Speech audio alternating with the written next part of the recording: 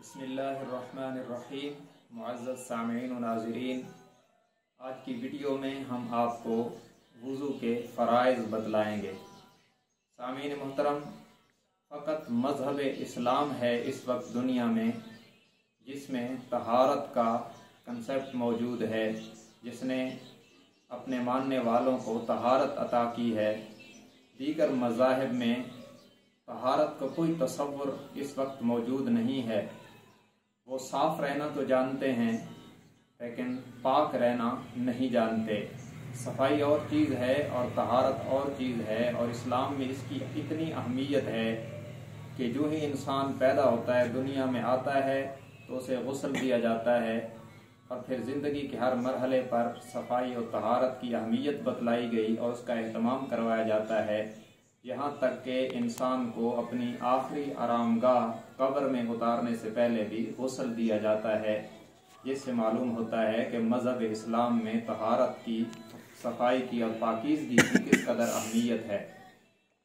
وضو طہارت کی پہلی سیڑھی ہے، اور وضو ایسی عبادت ہے جس کے ذریعے سے انسان کے گناہ جھڑتے ہیں۔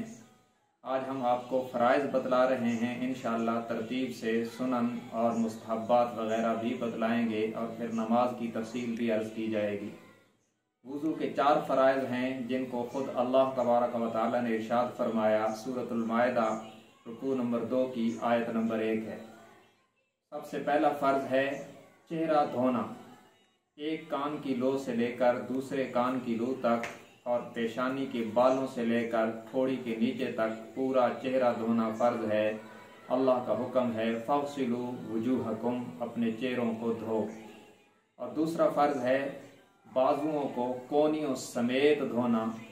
اللہ تبارک و تعالیٰ کا فرض ہے الی المرافق، کہ اپنے چہروں کو دھو، اور وایدیکم الی المرافق، اپنے ہاتھوں کو کونیوں سمیت دھونا ہے۔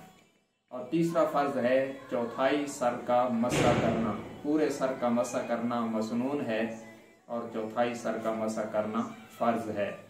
اور چوتھا فرض ہے پاؤں کو ٹخنوں سمیت دھونا، وارجلکم الی الکعبین، پاؤں کو ٹخنوں سمیت دھونا، یہ چوتھا فرض ہے۔